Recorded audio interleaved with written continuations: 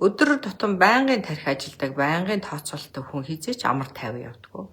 Хизээч энэ дэлхий дээр байгаа энэ гайхамшиг тэр дотоод амгалангийн мэдрэмжийг мэдэрч чаддаггүй. Дандаа л төвшөртэй, айцтай, санаа зовнилтой, ашиг хонжооны хойноос хөөцөлдөөстэй, аваастай, эдээстэй, уугаастай, хэрэглээстэй. Тэгээ тэрийгэ жаргал яваад чдгэх нь хамгийн өргөдөлтэй тийм ээ. Тэрэндээ тэгээ сэтгэл нь дүүрдэг боловч яг үндэ сүнс нь байнга өсгөлэн байдаг. Сэтгэл гэдэг бол сүнсний наадлын тэр давтамж шүү дээ тийм ээ. Сэтгэл яаж л яаж хувирна штэ. Янз бүрийн залмих, янз бүрийн овчин сэргэлэн байдал, худал хуурмаг, сайхан сэтгэлтэй хүн болж үжиглэх, нэг сайхан одоо залуу хүүхэн болж харагдах гэдэг. Тэгээд тэгсэн юмнээсээ сэтгэл маш эмзэгний жоохон зүйлэн дээр бүр ингээд өгөх гэж байгаа юм шиг эмзэглэдэг.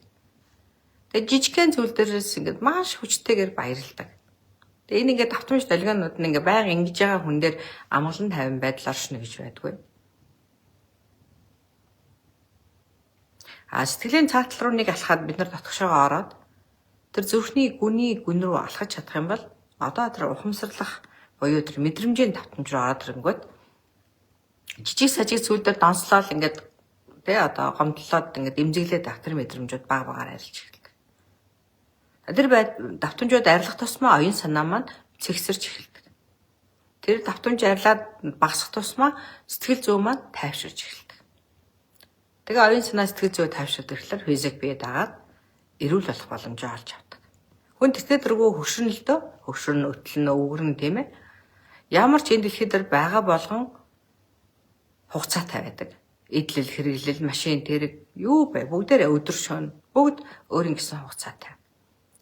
Тэгээ бүгдээрээ эхлээд бол залуу байна тийм ээ. Нар гарахтаа эхлээд сайхан тунгалаар нар байгаад үдээ алдад үд өнгөрөөд үдээс хойш болоход нарны илч буураад тунгалаг байдал найрлах жишээтэй. Хаврын навч ямар сайхан байдаг вүлээ тийм ээ. Ямар сайхан тослог сайхан ногоо өнгөтэй. Маш одоо тий одоо хинч харсан үнэр нь ямар гоё. Хинч харсан ямар гоё өнгөтэй вэ тийм ээ. Тэгтэл намар болоод ирнэ навч шарлаад хатаад гандаад ирнэ. Тэгээд хэсэг хугацааны дараа хийсэд алга болно. За газар унсан навч буцаагаад газар дэлхийгээд твтэн. Тэгэхээр энэ дэлхий дээр морилон ирсэн болгон буцаагаад энэ дэлхийд өгөх хэрэгтэй болдог. Тэгэхээр хүн ч гэсэн ялгаа авахгүй өтлөнө өвөрн хөгшин хэнийг ч хинч энэ цаг хугацаа орон зай наслалт гэдэг бол хэнийг ч тойрохгүй бүгднийг дайрна. Бүгдээрээ төрнө, бүгдээрээ явна. Тэг болохоор юмыг өнгөн талаас нь тийм ээ. Зөвхөн өнгөн талаас нь хараад байдаг нь бол хүний оюун санааг ерөөсөө яг балчир баг хүүхд шиг байлгаад байдаг. 50 настай, 60 настай мөртлөөс яг хүүхд шиг дэгдэгнээд явдаг тийм ээ. Ачаасаач толоондор, охиноосооч толоондор байдаг. Зүгээр наслах насаараа л тэр амьдралыг туулсан болохоос шиг дотоод ухамсарын тэр мэрэгэн чадамж оновчтой амьдралын ухаан гаргалгаанууд байдгүй.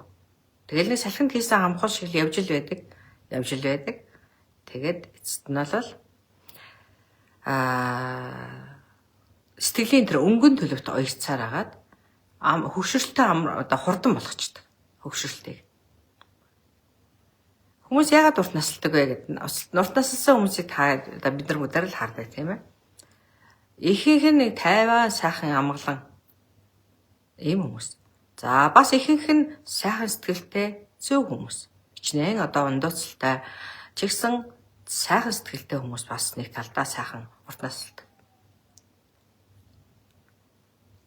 За тэгээд ер нь энэ дэлхийгээс буцаж байгаа хүмүүсийг харахад жоохон одоо эвгүй байдлаар одоо буцаж байгаа хүмүүсийг харахад бол бие гамгүй хэрэгэлсэн ямар нэгэн одоо эдлэж хэрэглээд юм чинь ингээд тэ дуусчихна гэж бодохгүй хамаагүй хэрэглэхлээр одоо илэгдэж харуудалт нь хурдан болчихно гэж мэдрэхгүй ингээ балчир баг ингээд дэрвэж явж хагаад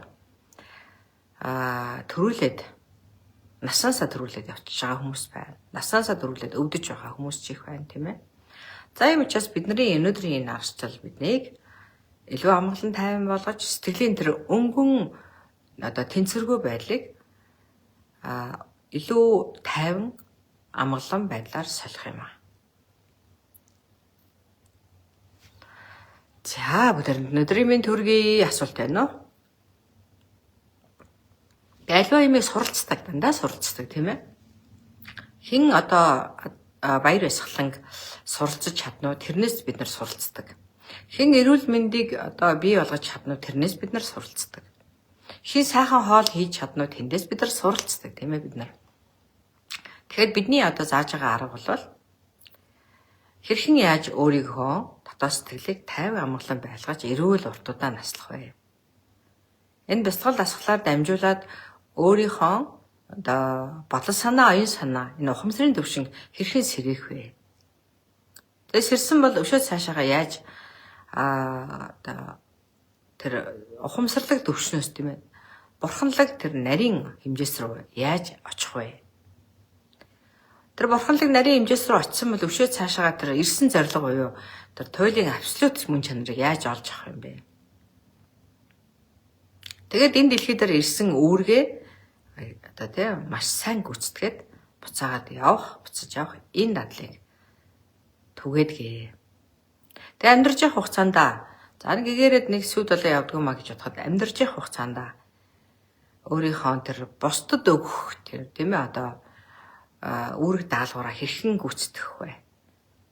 Хүн зөвхөн өөрийнхөө төлөө амьдардаг вэ тийм ээ. Бид нар бүгдээрээ бусдын тусын тулд амьдарцгаадаг. Өөр хүүхдийн тусын тулд, ээжээ аавынхаа тусын тулд, хамт байгаа хүмүүсийн тусын тулд хэн нэгэн талах хэрэгтэй байгаа бол талах үйлдвэрлэнэ. Хэн нэгэн өсөө засуулах хэрэгтэй байгаа бол өссөө засч өгнө. Хэн нэгэн гутал өмсөх хэрэгтэй бол гутал үйлдвэрлэнэ. Тэгээд тэр гутлыг бие аавна тийм ээ. Та аавна. Тэгээд тэр хүн одоо тэр гутал авсан зарсан мөнгөөрөө өөрийгөө тэжээнэ. Эргүүлээд надаас бас сургалт авна, тийм ээ. Сургалт авсан мөнгөөр нь би бас авсаа төрөслөн, тийм ээ. Ялгаа байхгүй өөр хүүхэд тань ажил эргэн тойронд байгаа хүмүүстэй тус тийм болно. За ингэж бид нар хоорондоо бие биенийхээ одоо хийж чадаагүй нэг нь хийж чаддаг, нөгөөт хийж чадаагүй нөгөөдөл нь хийдэг. Жишээлбэл би та бүгдийн хийдэг ажлыг бол би хийж чадахгүй шүү дээ, тийм ээ. Та бүгд бас миний хийдэг ажлаас шууд барьж аваад хийгээд одоо хийж чадах хүн ховор байгаа. Суралцаад явж байгаа хүн дотор бол хийгээ явчих тийм ээ. Одоо энэ ухаан энэ аргачлалыг би маш их сонирхдаг шүү гэж байгаа хүмүүс бол сонирхолтой нарахгүй дагаад цаашаага гэр орондоо түгээдэг. Гэвч энэ дэлхий дээр ирсэн хүн болгонд өөрийн гэсэн өгдөл өөрийн гэсэн сүнсний даалгавар байдаг. Энэ насандаа чи талах хийж хүнийг тэжээх нь шүү. Тэжээх байна шүү. Энэ насандаа чи хоол унд хийж бусдаг. Гэхдээ талах ихтэй хамгийн одоо хямдхан материалаар хамгийн үнэтэй талах хийвэл чиний мөн чанарт нийцэхгүй. Чиний ухамсар сүнсэнд бол өөрчлөлт гарахгүй. Тэр бол зөвхөн овжин залмих худал хуурмгаар амьдарч байгаа гэсэн үг. Чи хоол хийдэг үүрэгтэй байлаа гэж бодоход хоолыг маш хямдхан материалаар тийм ээ бас бусдыг хуурж, заллиж их мөнгө олвол ялгаахгүй буцаага төлөөсөө төлөх учраас зүр сэтгэлээ зориулах хэрэгтэй болж таарна. Чи нэгэнтэй сууж ханиллаа гэж бодоход тийм ээ. Тэр үнээс шууд салаа явах нь гаргалгаа гарсан мөн үү? Тэр хүнд өөрийнхөө зөв нөлөөллийг үзүүлээд тэгээд хамтраа цаашаа явахыг бол хувь заяаны ханиуд гэж нэрлэнэ.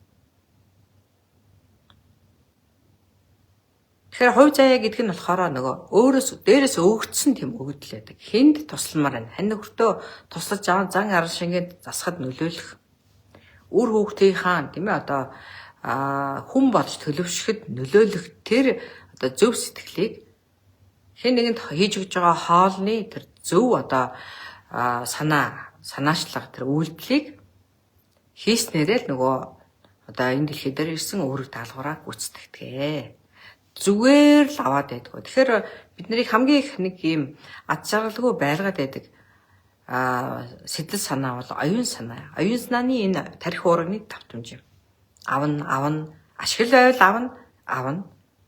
Боломжтой байвал авна. Хуурж залдаад чамаагүй авна. Хүнийг одоо гомдоогоо дургуутсуулаад байсан чамаагүй авна. Ерөөсөө л авна. Надад л ашигтай байвал авна гэдэг ийм сэтгүүгээр оюун санаа ажилдаг. Тийм учраас бид нар оюун санаа руу зүрх сэтгэл рүү шилжих гээд байгаа. Зүрхэн дээр юу оршдгоо гэхээр өгнө, хамтрна, нийлнэ. Өрсөлдөөн байхгүй. Хэн ажиллаж чадна уу? Хэн хөдөлмөрлөж чадна уу? Тэр угаасаа авах нь байгалийн зам ёсны хууль юм. Хэн залхуур шивтэн үү? Хэн өрсөлдөж, тэмцэлдэж хар хор санна уу? Тэр хоошоо ухарч идэх нь байгалийн зам юм. Энэ үйлдэлүүдийг бид нар шууд улаануудаар улаан цагаан харж тодорхойлж чадахгүй ч гэсэн энэ байгаль дэлхий дээр байгаа хөдөлгөөн болгон өөрийн давтамж толгойноор өөрийн энерги ухамсарын давтамжуудыг бол цацаж байдаг. Өөрөөсөө үйлдвэрлэж байдаг. Тэгээд тэр үйлдвэрлэгдсэн толгойн давтамжаараа хүн өөрийнхөө амьдралыг бүтээж байдаг. Хинтээ өрсөлдөх боломжгүй хүн өөрийнхөө өвдөл, өөрийнхөө сүнсний даалгавар, өөрийнхөө хичээнгүй байдал, өөрийнхөө тууштай зүтгэл, өөрийнхөө үнэнж чин сэтгэлийнхаа үр дүнд сайн сайхан амьдралыг олж авч чаддаг. Өрсөлдөх тусам зүгээр л нөгөө өт хорхоо мэд тийм ээ.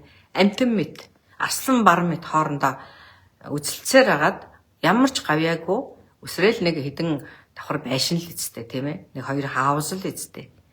Тэр бол тэгэл нэг тэрний 100 жилийн дараа гэж бодъё тий. Тэр нь бид нараас тэс өөр хүн амьдрын шүү дээ. Тинчээ бид нар байх ч үгүй. Бидний үе үр хүүхэд байх л та тийм ээ. Гэхдээ бид аль хэдийн байхгүй болсон байна.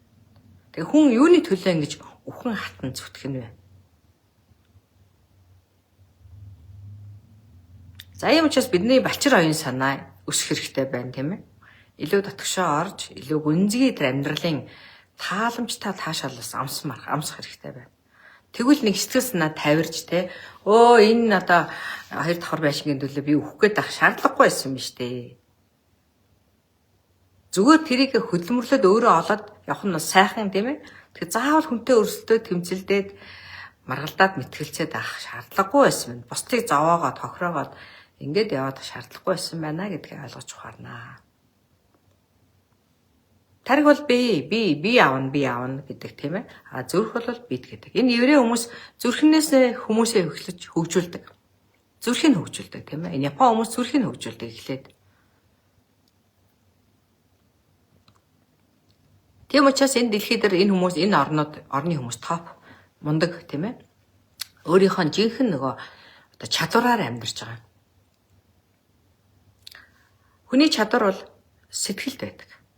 Хүний чадвар сүнс ухамсарт байдаг.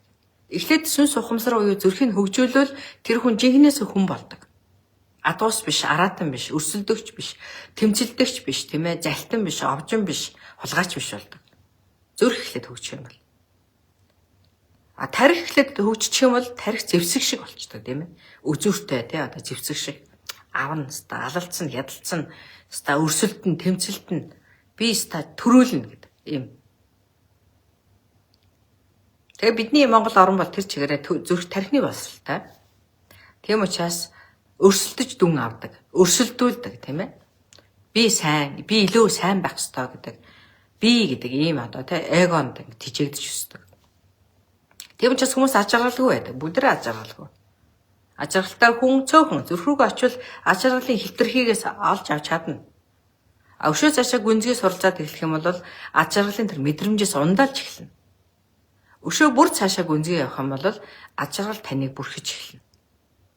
Та бүрсэн аж аргалаараа хажуудаа байгаа хүмүүсээ ундаалж эхэлнэ. Энийг болоод бие засна гэж нэрлэж байгаа. Бие зассан хүн гэрээ засна. Тэгээд тэр гэр дотор байгаа хүмүүс чинь цаашаа төрөг төхнүүлээ явах юм бол тэр өлөн зэлмэг дутуугийн мэдрэмж гэдэг юм байхгүй хүмүүс булгаа ярихгүй шүү дээ. Бодлоо ярихгүй. Урагч болохгүй. Өрсөлдөхгүй. Ингээд сайхан тийм ээ өөрийнхөө дотоод мөн чанараараа өөрийгөө тийчээгээд өөрөөрөө гайхуулаад тийм ээ өөрийн сайхан чанараараа гайхуулаад нуруу тэнэгэр нүүр байсгалантай тийм ээ нэг сайхан алхана да.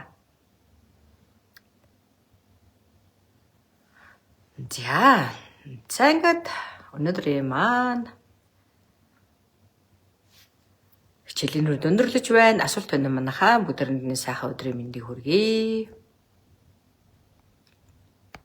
бүх хүний хүүхдүүдийн зүрх нь эхлээд хөгжих болтугай тийм ээ. Зүрхийн хөглөх аргачлалуудыг хэрэглэх болтугай сургуулиуд.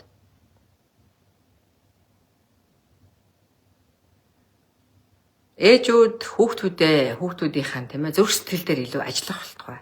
Эхлээд өөрсдийнхөө зүрх сэтгэлийг хөглөх болтугай.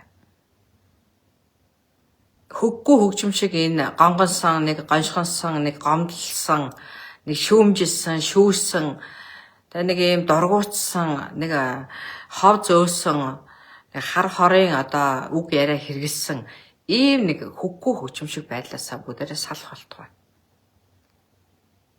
Ямиг нэг зөв талаас нь харсан, тэгээ сэтгэл санаа тэнийсэн, боломжтой штэ гэдэг үгээр бусдыгаа усалсан, зориг тамир тийхээ оруулсан ийм төвшөнд хөгжих болтугай. Тэгээ энийг бид нар ингээд одоо яг өөрөөрөө туулж ижил өөрийн дотроо бий болгоно гэхээс хин нэгэн надад ирээд танд очиод наачхгүй тийм ээ. Зүрхэн дотор ч хийчихгүй. Тийм болохоор энд бас хөдөлмөр ордог. Энэ зүгээр л байжсэн чинь гинтхэн инээ төрөл дотроосоо баяр ёслолтой болоод сэтгэл нь тавирдаггүй. Энийг бас суралцдаг. Энийг бас суралцаж өөрийн болгож авдаг. Тэгээд тэр суралцсныгаа гэр орондоо дадуулж хэрэгжүүлдэг. Хэрэгжүүлж үйлдэл хийж эхэлдэг гэсэн үг юм. Мянга сонсоод үйлдэл хийхгүй бол нэмэргүй. Тэгэл бах байдгаараа нөгөө нэг ууртаа айхтар хүн хөшөрсөн 10 жилийн өмнө тийм байсан, 10 жилийн дараа ийм хэлсэн. Нөгөө нэг дашгийн ширүүн нөхөр 5 жилийн өмнө тийм л байсан, үйлдэл хийхгүй бол 5 жилийн дараа тийм л. Нэг юма сонссон чигээрээ нөгөө тухайн үедээ нэг нэрээ тиймдээ гэж бодчихвол үйлдэл хийгээгүй учраас байж лээ. За юм учраас үйлдэл хийгээрээ манайхаа тэгээд те өдрийн 1 цагийн хичээл орж ирээд байгаа та бүгдээрэнд нь ингээд баярлалаа. Хамтдаа байсанд баярлалаа. Тэгээд тэг хэрэгжүүлэхэд яваад байгаа олон хүн байгаа. Бүгдээрэнд нь баяр хүргэе. За тэгээд манай оройны онлайн сургалт маргааш 1-ээс эхлэх гэж байна. Ажлын 3 өдөр, нэгдэх 3 дахь 5 дахь өдөр 20-с 21 цагийн хооронд оройны хичээл маань явагддаг. Тэгээд энэ хичээлээр илүү дэлгэрэнгүй мэдэж авах, илүү одоо хэрэглэх тийм амьдралдаа өдөр тутам хэрэглэх дадлуудыг заадаг. Тэгээд хүмүүсийн асуултанд хариулдаг. Дээрээс нь сургамжит өгүүлэг үлгэрээдэг бас үлгэр уншдаг шүү дээ би чинь. Үлгэрээ уншчихна. За тэгээд тэр үлгэр дотроос өгүүлэг дотроос тууж дотроос тийм ээ нөгөө ишлэлүүдийг аваад сайхан ярьж өгдөг, тайлбарлаж өгдөг. 9 минутын 70 хумсрыг сар 9 минутын бясалгаас хамтдаа хийдэг. Өвчтөе эргэтнээ эрүүлжүүлэх дадлыг хийдэг. За сэтгэл зүйн тэр яг тогтургүй байдал байж тэ бид нар одоо сүүлийн үед трама л гэдэг байгаа тийм ээ. Тэгэхээр бага наснд үлдсэн трама л гэж ярьдаг. Тэр трама байж болох юм аа. Гэхдээ бидний ингээд Монгол ард түмний нэг дандаа ууралдаг трамаг арилгамаар байна. Энэ загиндаг трамаг арилгамаар байна. За тэр нэг хойд эцэгтэйгээ байж байгаад аавда зодуулсаар трама үүссэн байж болох юм. Эсвэл ээж нь хаяа явчихсан трама байж болох юм. Эсвэл одоо яадгийн тэгээ ээж нь өөр хүнтэй суудсан трама байж болох. Эсвэл өөрийн гадуурхаж ирсэн трама байж. Тэд нар байгаа юм. Гэтэ тэрний өмнө зөвөр өнөөдөр өдөр тутмын Монгол ард түмэнд нэг юм уур гэдэг нэг юм харагдцсан нэг юм муухай давтамж байна те. Загнана гэдэг нь ууралж ийн гэсэн. Тэр нэг юм хар хорын хүч энэ Монгол ард түмэнд бүгдээрэнд нь асар хүчтэй хурц байдаг. Энэ ирэлцэн нэг юм те үзүртэй жад шиг энэ ахтар хурц трамаг арилгамаар байна. Хүн бүгдээрийн тэр трам баг насны трама хаана байгаа юм болоо гэж хайх биш тийм ээ. Яг одоо өнөөдөр тань дотор байгаа тэр хар хор тэр уурын тийм ээ хар хүчийг арилгах дадал хэрэгтэй байгаа. Тэр бол өдөр тутмын трама байгаа байхгүй бид нарын. Энэ ирчүүдэд байдаг трама байна тийм ээ. Нэг одоо харддаг. Эмэгтэйчүүдэд их гэхдээ ирчүүдэг бодох юм бол арай хурц биш. Гэхдээ байдаг. Гэхдээ ирчүүдийн хардталт бол аюултай. Цохоод авч магадгүй тийм ээ. Зодоод нүдэд бариад авч магадгүй. Нүд амын хөөхнөөс бяц цогчиж магадгүй трама. Тэр тийм хүч. Эмэгтэйчүүдийн хардталт бол байдаг. Гэхдээ одоо цоглоо гэж бодоход нөгөө хөөхнөөс аваа яахгүй. Тэр нэг юм хар хорын одоо тэ өдөр тутмын драмаг арилах хэрэгтэй. За өдрөө сайхан өнгөрүүлээрэ. Бүгдээрээ амьдралын тэр аж аргалтай мэдрэмжээс ундаалж байх нь чухал юм аа. Хин нэгний даган дуурайж хин нэгэн жаргалтай байл тэнцээг үүчиж ингэх биш тийм ээ. Тэр бол хугацаатай. Өөрийнхөө дотоодоос тэр байгаа юм чинь танд тийм ээ. Тэрийг одоо өдөөж хөгжүүлж аж аргалыг мэдрэх нь чухал юм. Хаажаасаа аж аргалтай.